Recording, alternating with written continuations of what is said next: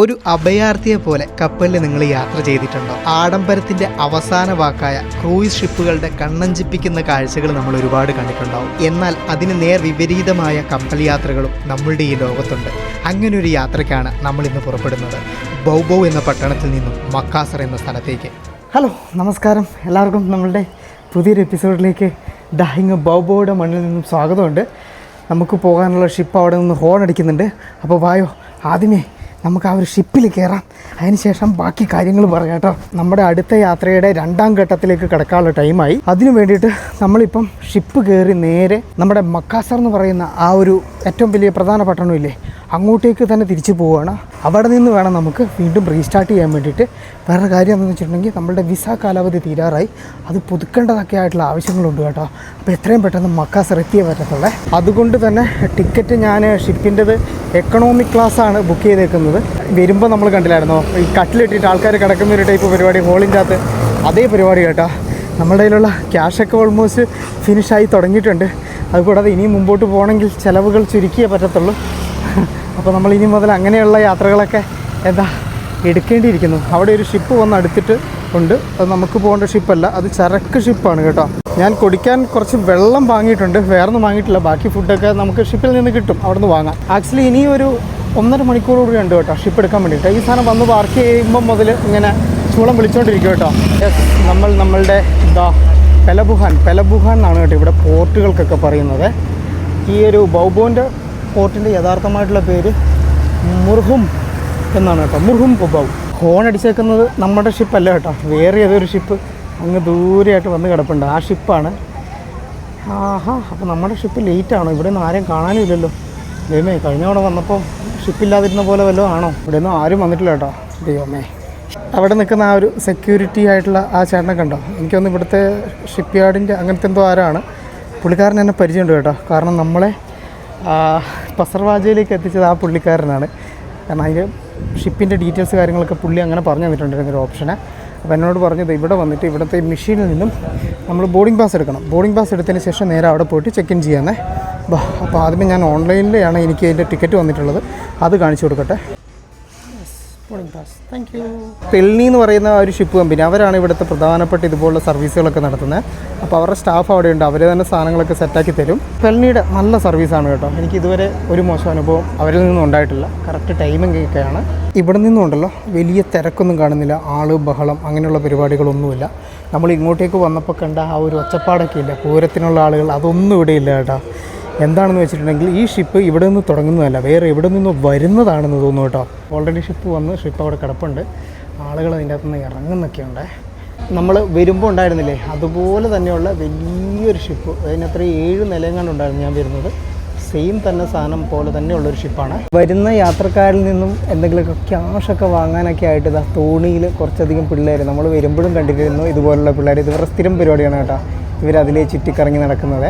ഇപ്പം കപ്പലടുക്കുന്ന സമയത്ത് തന്നെ ഇവരിങ്ങനെ വന്ന് കപ്പലിനോട് മുട്ടി ഉരസിയൊക്കെ അങ്ങനെയൊക്കെ പോവുകയൊക്കെ ചെയ്യും, ചില അഭ്യാസങ്ങളൊക്കെ കാണിക്കും. ഞാൻ ഇങ്ങോട്ടേക്ക് വരുമ്പം ആ ഒരു കാഴ്ചയൊക്കെ കാണിച്ചു തന്നിട്ടുണ്ടായിരുന്നു കേട്ടോ. അതുപോലെയുള്ള ആളുകൾ ഇന്നും ഇവിടെയുണ്ട്. ആൾക്കാരൊക്കെ പതുക്കെ, വലിയ തിരക്കൊന്നുമില്ല, ആളുകൾക്ക് പതുക്കെ ഇറങ്ങി വരുന്നുള്ളൂ. അതിൻ്റെ മേലെ ഇനിയും ആളുകളുണ്ട് കേട്ടോ. അപ്പം വേറെ ഇവിടെ നിന്നോ വരുന്ന ഒരു ഷിപ്പാണ്, അത് ഇവിടുന്ന് കണക്ഷനാണ്. മിക്കവാറും മനാഡോ എന്ന് പറയുന്ന നോർത്ത് സുളാവസിയുടെ ഒരു സ്ഥലമുണ്ട്, അവിടെ നിന്ന് തന്നെ വരുന്ന ഷിപ്പായിരിക്കും കേട്ടോ ഇത്.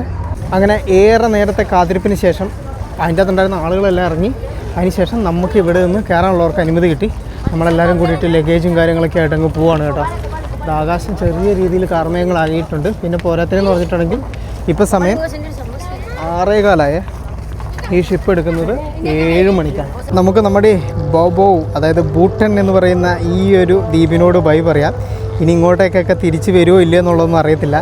എന്നാലും ഈ ദ്വീപ്, ഇവിടുത്തെ ആളുകൾ, അതിനുശേഷമുള്ള നമ്മളുടെ കലഡൂബ ദ്വീപ്, വക്കത്തോബി ഐലൻഡ്സ് ഒക്കെ ഒരുപാട് കാഴ്ചകൾ ഈ ഒരു സ്ഥലത്തേക്കുള്ള യാത്രയിൽ നമുക്ക് തന്നു. ശരിക്കും നമ്മൾ സൗത്ത് ഈസ്റ്റ് സൈഡിൻ്റെ സുലാവസി ദ്വീപിൻ്റെ ആ ഒരു ഭാഗത്താണ് കേട്ടോ ഉള്ളത്. അവിടെ നിന്നും ഇങ്ങോട്ടേക്കുള്ള അവശ്യ സാധനങ്ങളുമായിട്ട് വന്നിട്ടുള്ളത് ഷിപ്പുകളൊക്കെ സാധനങ്ങളൊക്കെ കയറ്റുകയോ ഇറക്കുകയോ ഒക്കെ ചെയ്യുന്നുണ്ട്. ഇവിടെ നിന്നുണ്ടല്ലോ കയറാനും ഇറങ്ങാനൊന്നും മറ്റേ നമ്മളുടെ എയറോ ബ്രിഡ്ജ് പോലത്തെ സംവിധാനമൊന്നുമില്ല. താഴേന്ന് ഇതുപോലെ ഇങ്ങനെ ഏണി വെച്ചിട്ടുണ്ട്, ഇതുവഴി വേണം നമ്മൾ വലിഞ്ഞ് കയറാൻ വേണ്ടിയിട്ട്.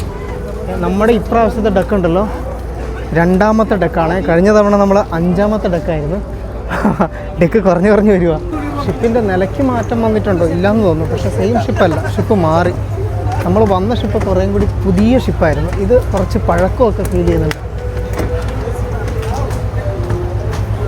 ഇതിൻ്റെ അകത്തേക്ക് വേണ്ട വേറെ സാധനങ്ങളൊക്കെ കയറ്റുന്നുണ്ടോ. അതായത് ഇതിൻ്റെ ഉള്ളിൽ സൂപ്പർ മാർക്കറ്റൊക്കെ ഉണ്ടല്ലോ, അപ്പോൾ അതിൻ്റേതായിട്ടുള്ള സാധനങ്ങളൊക്കെയാണ് കേട്ടോ ഈ ഫില്ല് ചെയ്യുന്നത്. അതുകൂടാന്ന് പറഞ്ഞാൽ വേറെ ചരക്കുകളുണ്ടാവും. എന്നാലും ചരക്ക് അധികം ഉണ്ടാവില്ല, ഇതിൻ്റെ അത് വിൽക്കാനുള്ള സാധനങ്ങൾ തന്നെയായിരിക്കും അധികം ഉണ്ടാവുക. ഇവിടെ നിന്ന് ഇനിയിപ്പം നമ്മളുടെ ഡെക്ക് കണ്ടുപിടിക്കണം. അത് എവിടെയാണെന്ന് അറിയണം. ഇവിടെയെല്ലാം നിലത്ത ആൾക്കാർ ഇരിപ്പുണ്ട് കേട്ടോ. ഷിപ്പിൻ്റെ ഉള്ളിലും കണ്ടില്ല നിങ്ങൾ മാർക്കറ്റ് തന്നെയാണ്. മീനൊക്കെ പൊരിച്ച മീനൊക്കെ വെക്കാനുണ്ട്.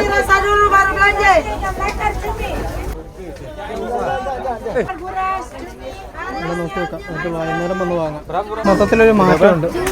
ഇതിൻ്റെ എക്കണോമിക് ക്ലാസ്സുകളൊക്കെ താഴോട്ടേക്കാണ്.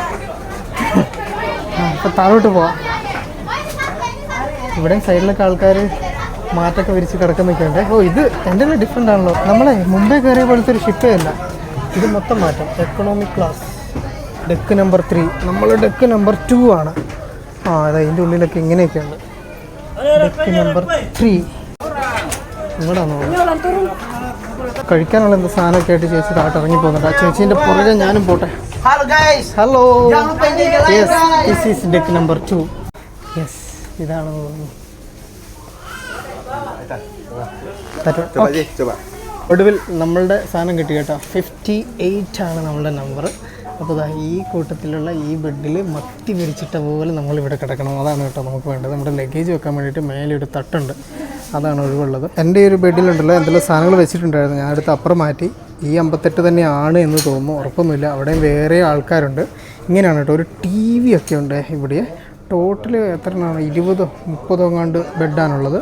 ഫോണൊക്കെ ചാർജ് ചെയ്യാൻ വേണ്ടിയിട്ട് ഇതുപോലത്തെ ചാർജിങ് പോർട്ട് കാര്യങ്ങളൊക്കെ ഉണ്ടാവും. അതുകൂടാതെ എന്ന് പറഞ്ഞിട്ടുണ്ടെങ്കിൽ ടോയ്ലറ്റായിട്ട് ഇവിടെ ഇങ്ങനെ ഇതുണ്ടാവും. പിന്നെ എന്ന് പറഞ്ഞിട്ടുണ്ടെങ്കിൽ ഇതുണ്ടെങ്കിൽ ക്യാബിൻസ് ഇങ്ങനെ തന്നെയാണ് സെപ്പറേറ്റ് ചെയ്തേക്കുന്നത്. ഇത് കഴിഞ്ഞ് ഇവിടെ നിന്ന് വന്നിട്ടുണ്ടെങ്കിൽ അടുത്ത ക്യാബിൻ ഏരിയ ഇവിടെ അതുപോലെ തന്നെ നമ്മളുടെ പോലത്തെ ബെഡ് കാര്യങ്ങളൊക്കെ വെച്ചിട്ടുണ്ട്. ദെൻ അപ്പുറം ആ ഒരു ഭാഗത്തും അതുപോലെ തന്നെ. പിന്നെ ഇതാണ് ഏറ്റവും താഴത്തേന്ന് തോന്നുന്നു. ഇനി താഴോട്ട് ഇറങ്ങിപ്പോൾ സ്റ്റെപ്പൊന്നും കാണുന്നില്ല. ഇനി മേലോട്ടേക്ക് 3, 4, 5 അങ്ങനെ പറഞ്ഞിട്ട് വേറെ ഡെക്കുകൾ കാര്യങ്ങളൊക്കെ ഉണ്ട് കേട്ടോ. പക്ഷേ ഈ ഒരു സംവിധാനം നമ്മളുടെ ഇതിന് മുമ്പ് വന്നിട്ടുണ്ടായിരുന്ന ഷിപ്പിൽ കണ്ടിട്ടില്ലായിരുന്നു. അതുകൊണ്ട് തന്നെ ഇത് നമ്മളെ സംബന്ധിച്ച് പുതിയ ഒരു സാധനമാണ്. ഇതിങ്ങനെ കറങ്ങി തിരിഞ്ഞ് വരാം. ഇവിടെ മെൻസിൻ്റെ ടോയ്ലറ്റൊക്കെ ഉണ്ട്. അല്ല കേട്ടോ, ഇനിയും താഴോട്ടേക്ക് പോകാൻ വേണ്ടിയിട്ട് വേറെയും വഴികളുണ്ട്. ദൈവമേ, ഞാൻ വന്നിറങ്ങിയ വഴിയോ എൻ്റെ ബെഡ് ഓർമ്മ വേണം, അല്ലെങ്കിൽ പണിക്കോളും. ഇവിടെയൊക്കെ ആൾക്കാർ ഇരിക്കുന്നുണ്ട്. പിന്നെ ഉള്ള ഏറ്റവും വലിയൊരു ഇതെന്താണെന്ന് വെച്ചാൽ ഇവിടുത്തെ നമുക്ക് സാധനം അങ്ങനെ സെക്യൂറായിട്ട് വെച്ചിട്ട് പോകാൻ പറ്റുമെന്ന് ചോദിച്ചിട്ടുണ്ടെങ്കിൽ സാധ്യത കുറവാണ്. ആ ഒരു കാര്യം മാത്രമേ ഉള്ളൂ. 2 പേരൊക്കെ ഉണ്ടെങ്കിൽ ഒരാളെ ഏൽപ്പിച്ചിട്ടൊക്കെ പോകാം. പിന്നെ അങ്ങോട്ട് ഇട്ടെറിഞ്ഞിട്ട് പോവാം. യെസ്, കറങ്ങി തിരിഞ്ഞ് ഞാൻ എൻ്റെ അടുത്ത് തന്നെ വന്നു കേട്ടോ. ഇതിൻ്റെ ഉള്ളിലെ കച്ചവടങ്ങളൊക്കെ നടക്കുന്നുണ്ട്. ഇത് കണ്ടോ നിങ്ങൾ, ഇവിടെ ഈ ചേട്ടൻ ഫോണ് വിൽക്കുന്നതാണ് കണ്ടോ. ഈ ഒരു ഫോണൊക്കെ കൊണ്ടുവന്നതാണ്.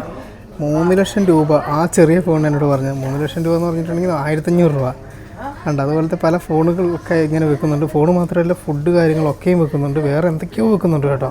TV ഏതോ ഇന്തോനേഷ്യൻ സീരിയൽ തോന്നുന്നു എന്തോ ആണ് പ്ലേ ചെയ്യുന്നത്. പിന്നെ എന്ന് പറഞ്ഞിട്ടുണ്ടെങ്കിൽ ക്യാബിൻ മുഴുവൻ AC ഉണ്ട്. അതുകൊണ്ട് പിന്നെ വേറെ സീനൊന്നുമില്ല. പിന്നെ ഉണ്ടല്ലോ നമുക്ക് പുറത്തേക്ക് കാണാൻ വേണ്ടിയിട്ട് ജനൽ ഇതാണ്. പക്ഷേ ഇപ്പം നമ്മളുടെ ഇത് പാർക്ക് ചെയ്തുകൊണ്ട് കാണാൻ പറ്റത്തില്ല. പോകുന്ന സമയത്ത് നമുക്ക് കടലൊക്കെ കാണാൻ കേട്ടോ. വെള്ളമൊക്കെ അടിക്കായിരിക്കും മിക്കവാറും ഇങ്ങോട്ടേക്ക്.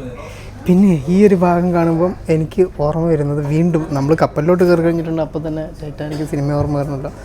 മറ്റേ അതിൻ്റെ അകത്ത് കപ്പൽ മുങ്ങിക്കൊണ്ടിരിക്കുമ്പം ഇങ്ങനെയുള്ള ഈ ഒരു ജനലിൻ്റെ ഇത്രയും ഭാഗത്തേക്ക് ഇങ്ങനെ വെള്ളം കയറുന്നു, അത് കഴിഞ്ഞ് ഇങ്ങനെ കയറുന്നു, അത് കഴിഞ്ഞ് മൊത്തം മുങ്ങിപ്പോകുന്നു. അങ്ങനത്തെ ഒരു സീൻ കാണുന്നില്ലായിരുന്നോ?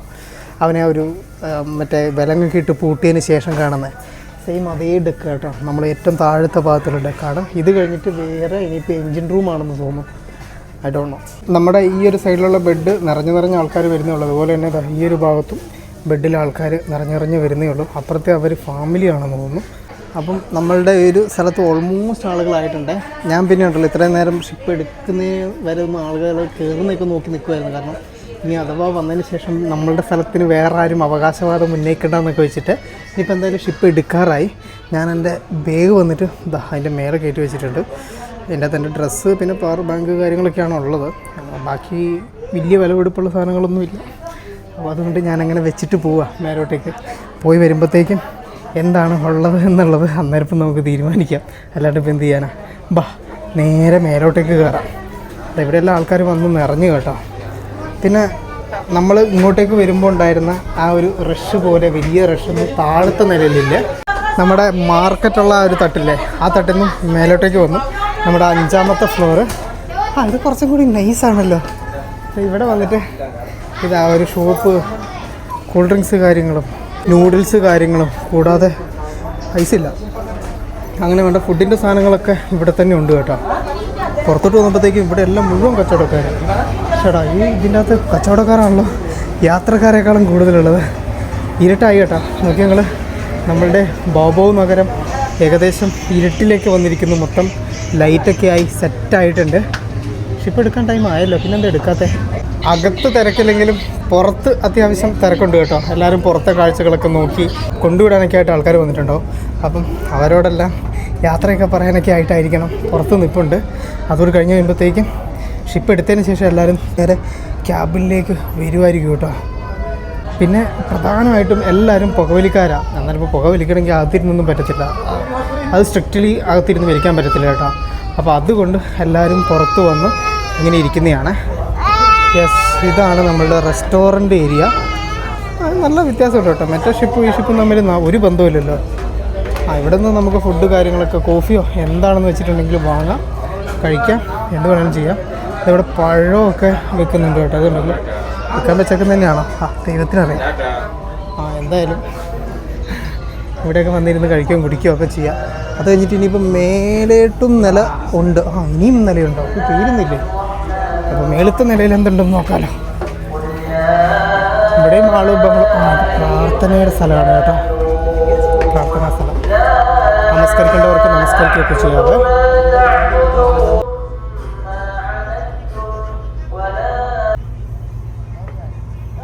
ഈ ഫ്ലോറിലും ഉണ്ട് കേട്ടോ റെസ്റ്റോറൻറ്റ് റീജിയണ്. ഇവിടെ നമുക്ക് വന്നിരുന്ന ഈ റെസ്റ്റോറൻറ്റ് റീജിയനുകളൊക്കെ ഇവിടെ പുകവലിക്കാൻ പറ്റുന്ന ഒരു ഇതാണ്. റെസ്റ്റോറൻ്റ് അല്ല ശരിക്കും, വന്നിട്ട് നമ്മളുടെ മാർജിൻ ഫ്രീ മാർക്കറ്റില്ലേ ആ ഒരു സംവിധാനമാണ്. പക്ഷേങ്കിൽ ഇവിടെ എല്ലാ സ്ഥലത്തും അത് പുകവലി ഒരു പ്രശ്നമുള്ള കാര്യമല്ല. ആളുകൾക്ക് വന്നിരുന്ന് പുകയൊക്കെ വലിക്കാം. അതിന് വേണ്ടിയിട്ടാണ് പ്രധാനമായിട്ടും ഈ ഒരു മേഖല ഇവർ യൂസ് ചെയ്യുന്നത്. അതല്ല, ഇവിടെ വന്നിരുന്ന് ഇങ്ങനെ നിൽക്കുമ്പം നമ്മളുടെ നേരത്തെ ചരക്കിറക്കിക്കൊണ്ടിരുന്ന ഷിപ്പൊക്കെ അവിടെയുണ്ട്. അവിടെ ചെറിയൊരു ഷിപ്പല്ല, ചെറിയൊരു ബോട്ടും കാണുന്നുണ്ട് കേട്ടോ. അതിലെ ആ ഒരു തെന്നി നീങ്ങുന്ന കളർഫുൾ ഷിപ്പില്ലേ, അത് വന്നിട്ട് ഡിന്നർ ക്രൂയിസ് അങ്ങനെ നടത്തുന്ന പരിപാടി, അങ്ങനത്തെ പരിപാടി ഇവിടെ ഉണ്ട് കേട്ടോ. വൈകുന്നേരങ്ങളിൽ നമുക്ക് വന്നിരുന്ന് അതിൻ്റെ അകത്ത് കയറി കടലൊന്ന് ചുറ്റി ഫുഡൊക്കെ കഴിച്ചിട്ട് തിരിച്ച് കരയിലോട്ട് വരാൻ പറ്റുമേ. You are from Wakatobi? That island name? Kapota. Okay. ഞാനിവിടെ ഇങ്ങനെ വീഡിയോ എടുക്കുന്നത് കണ്ടപ്പം എന്നോട് വർത്തമാനം പറഞ്ഞ് അങ്ങനെ ഞങ്ങൾ പരിചയപ്പെട്ടാണ് കേട്ടോ. ഈ വക്കത്തോബി ഐലൻഡ്സ് എന്ന് പറഞ്ഞാൽ നമ്മുടെ ലക്ഷദ്വീപ് പോലെ തന്നെ ഒരുപാട് ഐലൻഡുകളുടെ ഒരു കൂട്ടമാണ്. അതിൽ വക്കത്തോബിയിൽ നമ്മൾ കലഡൂബയിലാണ് നമ്മൾ പോയിട്ടുണ്ടായിരുന്നത്. ഇവർ അതിനോട് തന്നെ ചേർന്നിട്ടുള്ള വേറെ ഒരു കുഞ്ഞ് ഐലൻഡിലാണ് കേട്ടോ. എന്തായാലും കണ്ടതിൽ സന്തോഷം. Nice to meet you. Okay. ഷിപ്പേ ഇനിയും എടുത്തിട്ടില്ല, എന്തോ കുറച്ച് ഡിലേ ഉണ്ട് എന്ന് തോന്നുന്നു കേട്ടോ. വേറൊരു കാര്യം, ചെന്നതിന് ശേഷം നമുക്ക് വിസയുടെ കാര്യം നോക്കാം. അപ്പോൾ അധികം ദിവസം ഡിലേ ആകാനും പറ്റത്തില്ല കേട്ടോ. നേരെ ഇമിഗ്രേഷനിലോട്ടാണ് ഇതിന് ശേഷം നമുക്ക് പോകേണ്ടത്. ആളുകളെ കയറുന്നത് ഇനിയും നിന്നിട്ടില്ല, ആളുകൾ കണ്ടിന്യൂസ് ആയിട്ട് വന്നുകൊണ്ടേ ഇരിക്കുന്നുണ്ട് കേട്ടോ. മീൻ പൊരിച്ചതും ചോറും ഒക്കെ കാണുന്നുണ്ട് കേട്ടോ. എനിക്കെന്തായാലും ചോറ് വാങ്ങേണ്ടി വരും. ഇവരാവണം എന്ന് തോന്നുന്നു കേട്ടോ അവസാനത്തെ ടീം. കാരണം അതായത് ഇവിടെ നിന്ന് ഇവർ ഓൾറെഡി ഇതിൻ്റെ ഈ സാധനങ്ങളൊക്കെ എടുത്ത് മാറ്റാൻ വേണ്ടിയിട്ട്, ഏണിയൊക്കെ എടുത്ത് മാറ്റാൻ വേണ്ടിയിട്ടൊക്കെ നോക്കുന്നുണ്ട്. അപ്പോഴത്തേക്ക് ഇവർ അവിടെ നിന്ന് ഓടി വന്നതാണ്. പക്ഷേങ്കിൽ ഇത് അങ്ങ് അവിടെ നിന്നും വേറെ ആരൊക്കെയോ ഓടി വരുന്നുണ്ട്. ഇവരെന്തിനും അവസാന നിമിഷം വരെ നിൽക്കുന്ന പോലെ. കുറച്ച് നേരത്തെ വന്നോട് ഇവർക്കൊക്കെ അല്ലേ? നമ്മൾ നേരത്തെ വന്നതുകൊണ്ടാണ് എന്തെങ്കിലുമൊക്കെ ഇതുണ്ടാവും. കാരണം ഇവിടെ ഓരോ ഐലൻഡുകളല്ലേ, അപ്പോൾ ഓരോ ഐലൻഡിൽ നിന്ന് ഒരു ബോട്ട് ഇങ്ങോട്ടേക്ക് എത്താൻ താമസിച്ച് കഴിഞ്ഞിട്ടുണ്ടെങ്കിൽ ആൾക്കാരും ലേറ്റ് ആവും. ഇതിലുണ്ടല്ലോ ഈ ചേച്ചിമാരൊക്കെ ഇതാ ഇപ്പം ഇറങ്ങിപ്പോയി. ഇതിൻ്റെ സൈഡിൽ കൂടി ഇത് വേറെ ഒരു കോണിപ്പടിയില്ലേ വലയൊക്കെ വെച്ചിട്ടുള്ള അതുവഴിയെ ഇവരിത് വിൽക്കാൻ വേണ്ടിയിട്ട് പ്രത്യേകമായിട്ട് അധികാരമുള്ള ആളുകളാണ്. കാരണം അവരുടെ ഒരു നീല യൂണിഫോമൊക്കെ കണ്ടെങ്കിൽ അപ്പോൾ ഇവർ പോയി കഴിഞ്ഞാൽ ഫുഡ് വേറെ കിട്ടില്ലേ. കുഴപ്പമില്ല, നമുക്ക് ഇതിൻ്റെ ഉള്ളിൽ റെസ്റ്റോറൻറ്റ് ഉണ്ടല്ലോ, അവിടെ നിന്നാണെങ്കിലും വാങ്ങാം. ഈ ഷിപ്പ് വിടുന്നതിനോടുള്ള അവസാന നിമിഷം മുമ്പായിട്ട് ഒരു തിരക്ക് വരാനുണ്ട് കേട്ടോ. ആളുകൾ ഇറങ്ങാനും കയറാനും എന്തൊക്കെയോ എടുത്തോ മറന്നോ വാങ്ങിയോ അങ്ങനെയൊക്കെയുള്ള സാധനം. അങ്ങനെയുള്ള നമ്മുടെ ഈ ഒരു ഓണത്തിന് മുമ്പുള്ള ഉത്രാടപ്പാച്ചിലൊക്കെ അല്ലേ, അതുപോലത്തെ ഒരു സംഭവം. അങ്ങനെ ഒരു പാച്ചിലാണ് കേട്ടോ ഇവിടെ നടന്നുകൊണ്ടിരിക്കുന്നത്. ആ ചേച്ചിമാരൊക്കെ ഇപ്പോൾ അവിടെ നിന്നും സാധനങ്ങളൊക്കെ എടുത്തിട്ട് തിരിച്ച് ഇറങ്ങി അവരുടെ വീടുകളിലോട്ടൊക്കെ പോവുകയാണ് കേട്ടോ. പതുക്കെ നമ്മളുടെ തീരം വിട്ട് കപ്പൽ മൂവ് ചെയ്ത് തുടങ്ങി. ഇനിയിപ്പോൾ നേരെ ഉൾക്കടലിലേക്ക്. ഈ രാത്രി മുഴുവൻ കടലിലായിരിക്കും ഉണ്ടാവുക. അത് കഴിഞ്ഞിട്ട് ഇന്ന് അല്ല, നാളെ ഉച്ചയോട് കൂടിയിട്ട് നമ്മൾ മക്കാസറിലേക്ക് എത്തും കേട്ടോ. അപ്പോൾ അതുവരെയുള്ള നീണ്ട ദീർഘമായിട്ടുള്ള കടൽ യാത്രയാണ്. കഴിഞ്ഞ ദിവസങ്ങളിൽ നമ്മൾ താമസിച്ചിട്ടുണ്ടായിരുന്നത് അങ്ങ് അവിടെ കാണുന്ന ആ ലൈറ്റൊക്കെ കാണുന്ന ഭാഗമില്ലേ, അവിടെയായിരുന്നു കേട്ടോ. അവിടെ ഇപ്പോഴും ആക്റ്റീവായിട്ടുണ്ട്. ആ ഒരു രാത്രി മാർക്കറ്റൊക്കെ തെളിഞ്ഞ് ലൈറ്റും ബഹളവും ആൾക്കാരും ഒക്കെ ആയിട്ട് എന്തായാലും ഒരുപാട് നല്ല ഓർമ്മകൾ നമുക്ക് നമ്മളുടെ ഈ ഒരു ബൂട്ടൻ ഐലൻഡും പിന്നെ വക്കത്തോബി ഐലൻഡ്സും ഈ ഒരു ഭാഗത്തുള്ള എല്ലാ ഐലൻഡുകളും തന്നില്ലേ. നിങ്ങളും വരാൻ താല്പര്യമുണ്ടെങ്കിൽ ഇവിടെയൊക്കെ വരിക. ശരിക്കും ഇങ്ങനെയുള്ള സ്ഥലങ്ങളൊക്കെ നമ്മളുടെ ഇന്തോനേഷ്യയിലുണ്ട് കേട്ടോ. അല്ലാതെ ബാലിയോ അല്ലെങ്കിൽ നമ്മളുടെ ജാവ മാത്രമോ ഒന്നുമല്ല. ഇങ്ങനെയും സുന്ദരമായിട്ടുള്ള ഒളിച്ചിരിക്കുന്ന കുറേ സ്ഥലങ്ങൾ നമ്മളുടെ ഇന്തോനേഷ്യയിലുണ്ട്.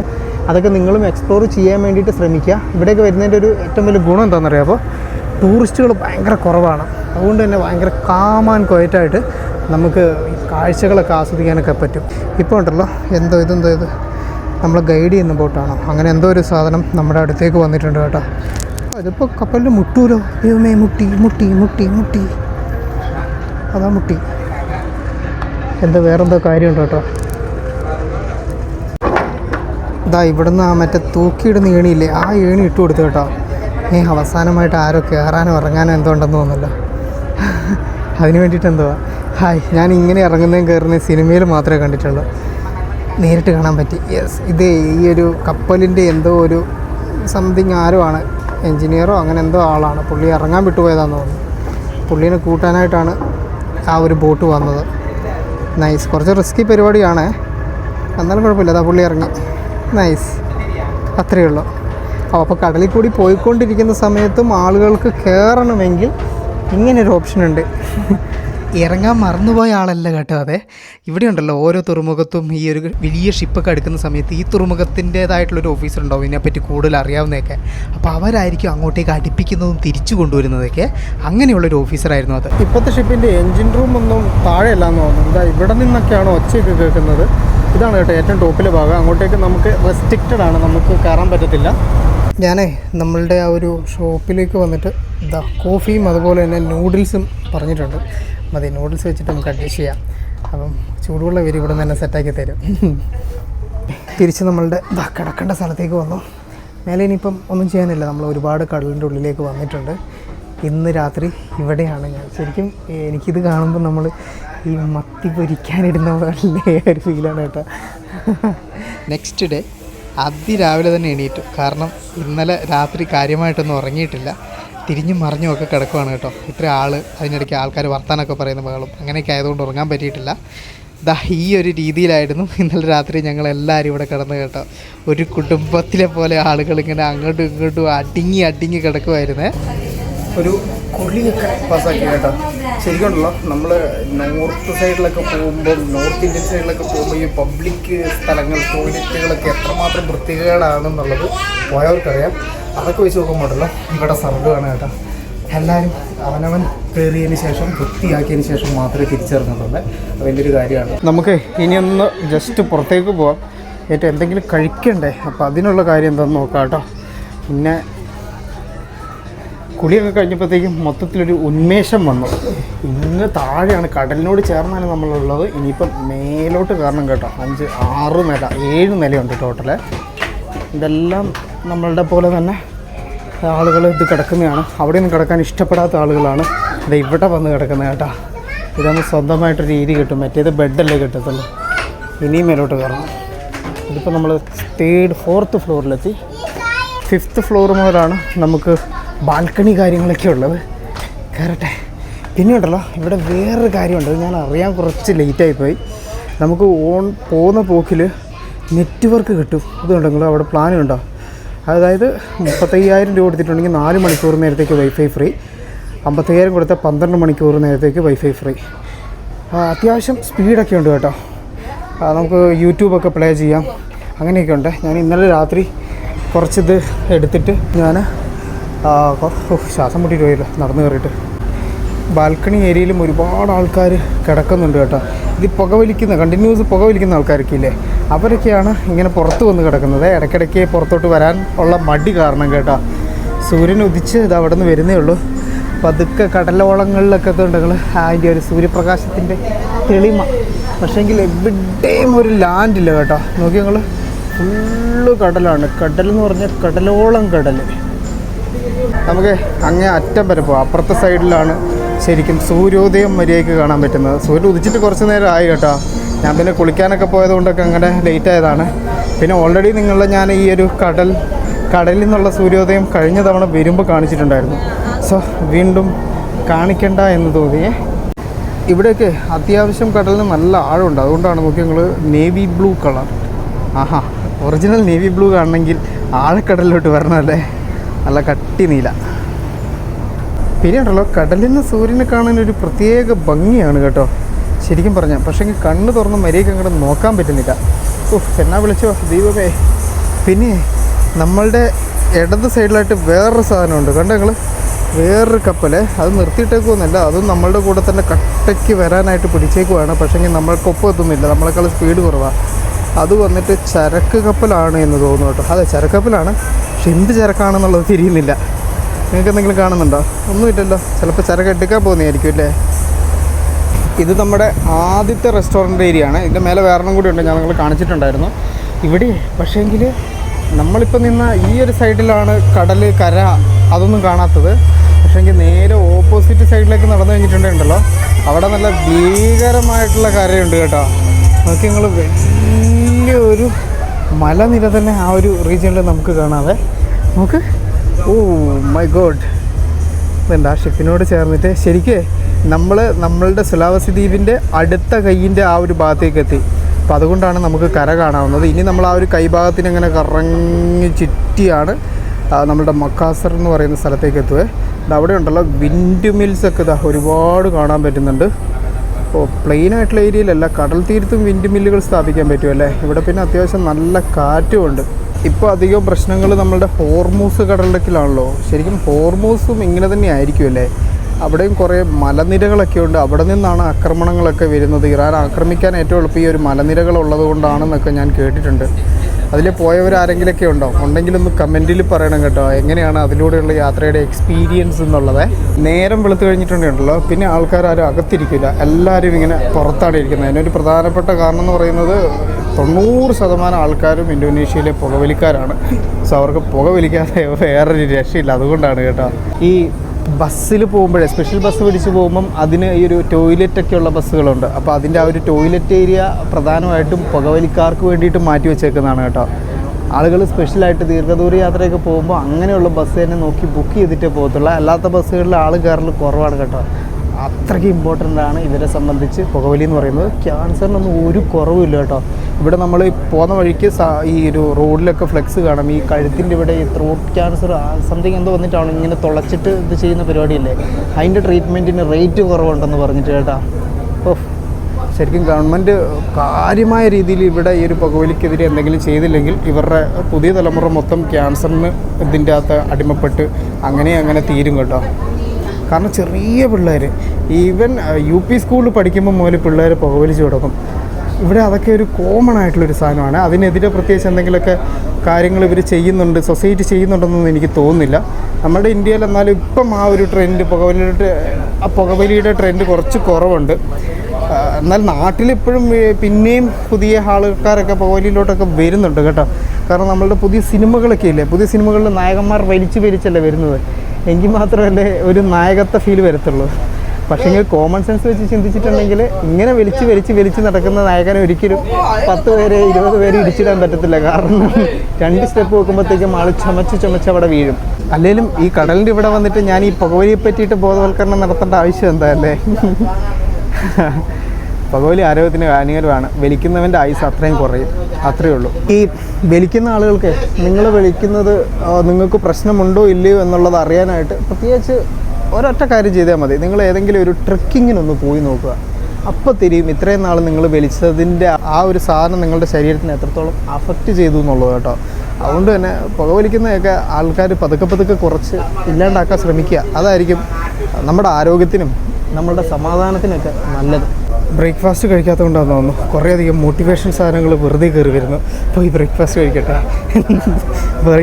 വെറും വയറ്റിൽ ഇങ്ങനെയുള്ള സാധനങ്ങളൊന്നും അധികം പറയണ്ട. മേലത്തേതിലും കൂടി കയറിപ്പോയി നോക്കാം എന്താ അവിടെ ഉള്ളതെന്നുള്ളത്. റെസ്റ്റോറൻറ്റിലെ. ശരിക്കും ഇത് ഇങ്ങനെ ഒരു സാധനം വാങ്ങിക്കൊണ്ട് വന്ന് കെട്ടിയിട്ട് ഇങ്ങനെ കിടക്കുവാണെങ്കിൽ ഇതിലും വലിയ സുഖം വേറൊന്നുമില്ല കേട്ടോ. ചേട്ടാ, സ്ഥിരമായിട്ട് നടത്തുന്ന ആളുകൾക്ക് ഈ സാധനം വാങ്ങാം. ഷിപ്പ് യാത്ര മേലത്തെ ഡെക്കിലും തിരക്കിനൊന്നും കുറവില്ല, ഇഷ്ടം പോലെ ആൾക്കാരുണ്ട്.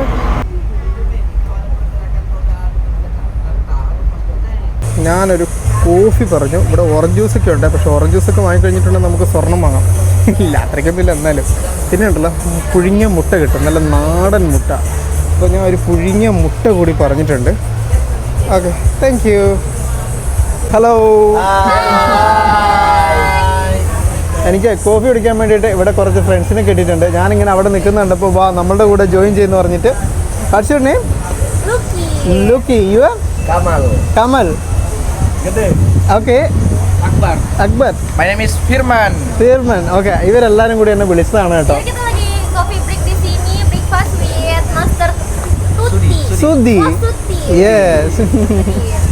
ഭാഷ ഇവർക്ക് ഇംഗ്ലീഷ് അറിയത്തില്ല, എനിക്ക് ഇവരുടെ ഭാഷ അറിയത്തില്ല. പക്ഷേ എങ്കിൽ നമ്മൾ സംസാരിക്കുന്നു കേട്ടോ. എന്നാൽ ചൂട് coffee with Indonesian people. Friends, finally ഉണ്ടല്ലോ നമുക്കൊരു അനൗൺസ്മെൻറ്റ് വന്നു. നമ്മൾ മക്കാസറിലേക്ക് അടുത്തുകൊണ്ടിരിക്കുകയാണെന്ന് പറഞ്ഞിട്ട്. ശരിക്കും അടുത്തുകൊണ്ടിരിക്കുകയാണ്. ഇതാ നമുക്കിവിടെയായിട്ട് നമ്മളുടെ മക്കാസർ സിറ്റീനെ വീണ്ടും കാണാൻ കേട്ടോ. നമ്മളുടെ ആ ഒരു മസ്ജിദൊക്കെ കണ്ട ഞങ്ങൾ. നൈസ്. ഓ എൻ്റെ മക്കാസറെ, ഞാൻ വീണ്ടും തിരിച്ചെത്തി കേട്ടോ. അങ്ങ് ദൂരെയായിട്ട് ഇതാ നമുക്കവിടെ നമ്മളുടെ മക്കാസറിൻ്റെ പോർട്ടൊക്കെ കാണാൻ കേട്ടോ. ഇതവിടെയൊക്കെ ഇവിടെ പുറംകടലിൽ കുറച്ചധികം കപ്പലുകൾ ഈ ഊഴം കാത്തു നിൽപ്പുണ്ട് കേട്ടോ. നമുക്കങ്ങനെ കാത്തു നിൽക്കേണ്ടെന്ന് വരില്ലായിരിക്കും, പെട്ടെന്ന് തന്നെ കയറി പോകാൻ പറ്റുമെന്ന് പ്രതീക്ഷിക്കുന്നത്. കാരണം പെലിനി ഇവിടുത്തെ അത്യാവശ്യം വലിയൊരു കപ്പൽ കമ്പനിയാണ്.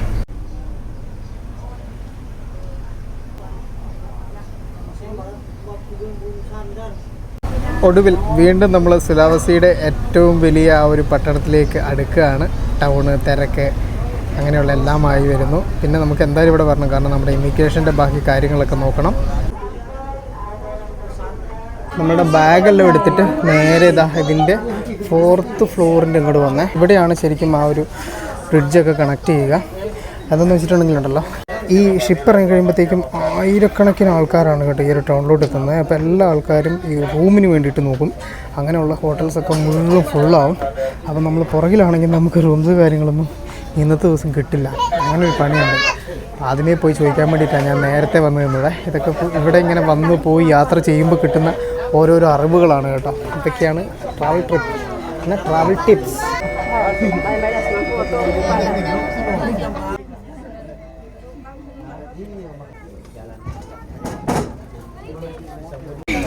യെസ്, അങ്ങനെ എല്ലാവരോടും പൊക്കോളം പറഞ്ഞ് ആദ്യത്തെ ഒഴുക്ക് തുടങ്ങുകയാണ് കേട്ടോ.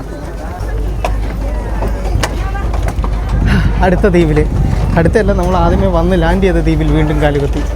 യെസ്, ഇത് പിന്നെ നമ്മൾ ഇൻ്റർനാഷണൽ ഒന്നുമല്ല, ഡൊമസ്റ്റിക് ആണല്ലോ. അതുകൊണ്ട് പിന്നെ വിസ പ്രൊസീജിയർ അങ്ങനത്തെ പരിപാടികളൊന്നുമില്ല. നമുക്ക് നേരെ പോയി ഇറങ്ങാം. ഒരു ബസ് സ്റ്റാൻഡിൽ നിന്ന് അടുത്ത ബസ് പിടിക്കുന്ന പോലെ നമുക്ക് പോകാം കേട്ടോ. തിരക്ക് കഴിഞ്ഞിട്ട് ഇറങ്ങാൻ നിൽക്കുന്ന ഒരുപാട് ആൾക്കാരുണ്ട്. പിന്നെ ഇവിടെ നിന്ന് വേറെ എങ്ങനെയും കണക്ഷൻ വേറെ കണക്ഷൻ പോകുന്നുണ്ട് കേട്ടോ ഈ സാധനം. എല്ലാവരും ഒന്നും ഇറങ്ങത്തില്ലെന്നേ.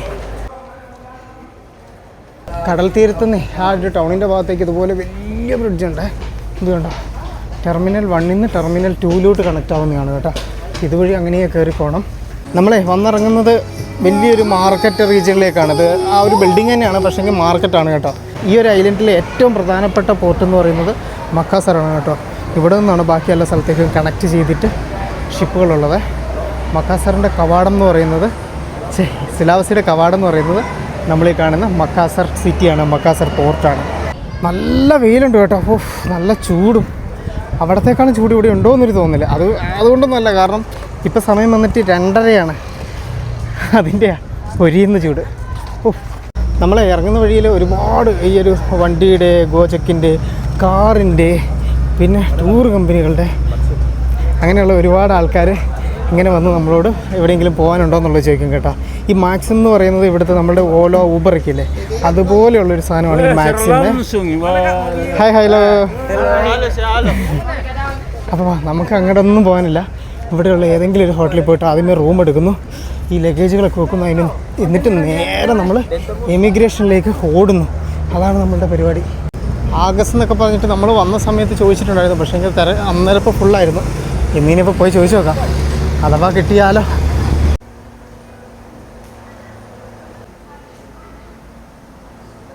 വലിയൊരു ഹോട്ടൽ കേട്ടോ. രണ്ടാമത്തെ ഫ്ലോറിൽ 204 190 സ്റ്റാൻഡേർഡ് AC എടുത്തത്. നോൺ AC ഇത് തമ്മിലാകെ 15,000 രൂപയുടെ, അതായത് ഒരു 50 രൂപയുടെ, 50 അല്ലല്ലോ, ഒരു 70 രൂപ 80 രൂപയുടെ വ്യത്യാസം അത്രയുള്ള. ഇതാണ് നമ്മളുടെ റൂം. ശരിക്കൊരു കൂതറ റൂം. കുഴപ്പമില്ല, കുറച്ച് നേരത്തേക്ക് വേണ്ടിയില്ലേ. ബാത്റൂമെല്ലാം രക്ഷയില്ല കേട്ടോ. ഇവിടെ എടുക്കാണ്ടിരിക്കുന്നതാണ് ബെറ്റർ. പക്ഷേ വേറെ പൈസ കൂടുതൽ കൊടുത്ത് വേറെ റൂമുകളുണ്ട് കേട്ടോ, ഡിലക്സ്, സൂപ്പർ ഡിലക്സ് ഒക്കെ വേണ്ട. Good morning friends. നമ്മളിത് അതേ പോർട്ടിൻ്റെ ഇവിടെയാണുള്ളത്, നമ്മളുടെ ആഗസ് എന്ന് പറയുന്ന ഹോട്ടലിൽ തന്നെ. ഞാൻ ഇന്നലെ വന്നിറങ്ങി ഇവിടെ എത്തിയപ്പോഴത്തേക്കും എമിഗ്രേഷൻ്റെ പരിപാടികളൊക്കെ കൂട്ടിയിട്ടുണ്ടായിരുന്നു. അപ്പോൾ പരിപാടി നടന്നില്ല. അതിനുശേഷം ഇന്നായപ്പോഴത്തേക്കും നമ്മളുടെ പ്ലാനുകളൊക്കെ മൊത്തത്തിൽ അങ്ങോട്ട് മാറി. എന്താണെന്ന് വെച്ചിട്ടുണ്ടെങ്കിൽ വിസ തീരാൻ ഇനിയും കുറച്ച് ദിവസം കൂടി നമ്മുടെ കയ്യിലുണ്ട്. ആ ദിവസം നമുക്കൊരു റിസ്ക് എടുത്താലോ എന്ന് തീരുമാനിച്ചു. അതായത് നമ്മൾ കഴിഞ്ഞ തവണ ഒരു ബൈക്ക് റൈഡ് പോയില്ലായിരുന്നു ഉൾഗ്രാമങ്ങളിലോട്ടൊക്കെ, അതുപോലൊരു ബൈക്ക് റൈഡ് ഇനിയും ഇവിടുത്തെ വേറെ കുറച്ച് ഉൾഭാഗങ്ങളൊക്കെ ഉണ്ട്. അപ്പോൾ അങ്ങോട്ടേക്ക് പോയാലോ എന്നുള്ളൊരു പ്ലാനിൽ നിൽക്കുന്നു. എന്താ നിങ്ങളുടെ അഭിപ്രായം? പോകണോ വേണ്ടയോ? പോയാലോ? വീഡിയോയ്ക്ക് ഒരു ലൈക്ക് മറക്കല്ലേ.